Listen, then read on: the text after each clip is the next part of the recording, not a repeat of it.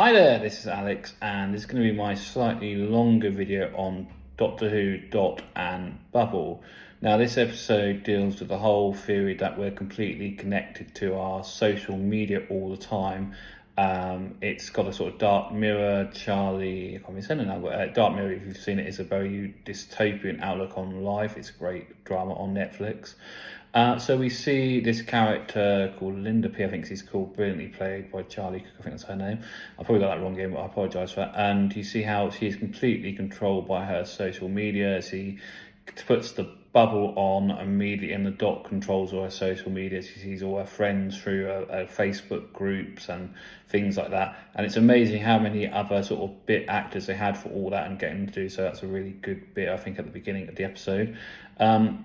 We see Ruby and the Doctor just fight through a Zoom call, because obviously this is another episode where Ncuti Gatwa was busy with sex education, and it continues from that. We see the fact that the social influencers are the most important people, and Linda meets this person eventually, and around them, without them knowing, this is the great bit, there are these very nasty man-eating slugs that eat all the people who are on her social media group eventually.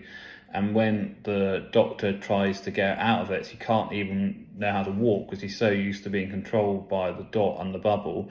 And we see it from that angle. The fact, she has to use the Dot still to walk, which is quite scary. And you think how social media has been all controlled and taken away from us, basically. And then she meets the person. But then this is the nasty side of it. She's quite sweet and nice at the beginning of the episode, I personally think.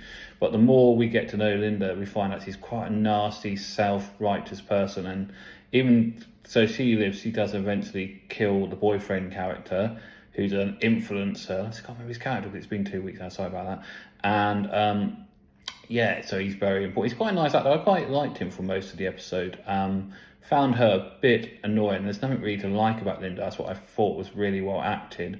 And then by the end of the episode, she escapes, gets through the tunnels. Some reason she can get past the man-eating slugs, which are really gory and horrible sort of monsters. They're really quite scary. This is a very dark dystopian episode, which Russell T Davies is great at doing.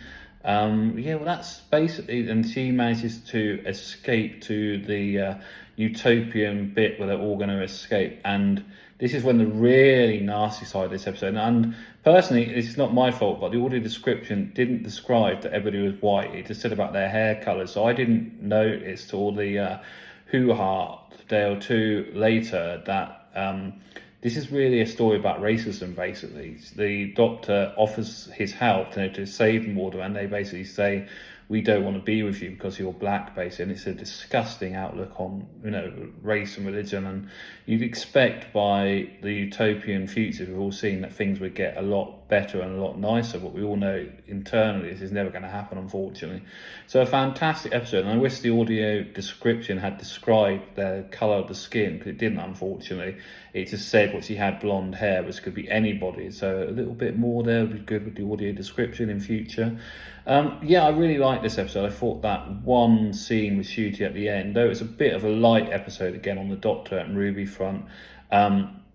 It's a good episode. It's nothing special, unfortunately. But it was enjoyable to watch. And that last bit, when you find out that was Ncuti's first day, and the way to throw an actor in with that ginormous speech at the end of the episode is amazing, basically. I thought, you can just really see how great an actor is. Millie Gibson, not too bad, but she's hardly in this episode. She's as an AR character, and she's having a Zoom meeting and that sort of thing. And right at the end, when she hugs the Doctor and in tears. So it's a good episode, but it's again, you could take or leave it.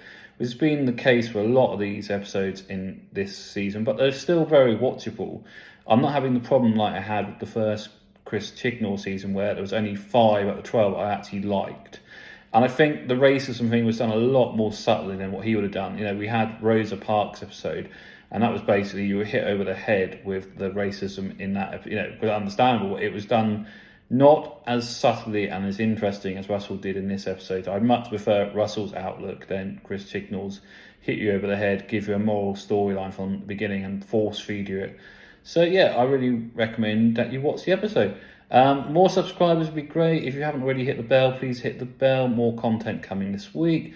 We'd love still to get to more than 20 subscribers, still only on 18, so more the merrier. Please hit the bell. And if you like this video, hit the like button, leave a comment, let me know what you want changed. Anyway, give me the love, babies.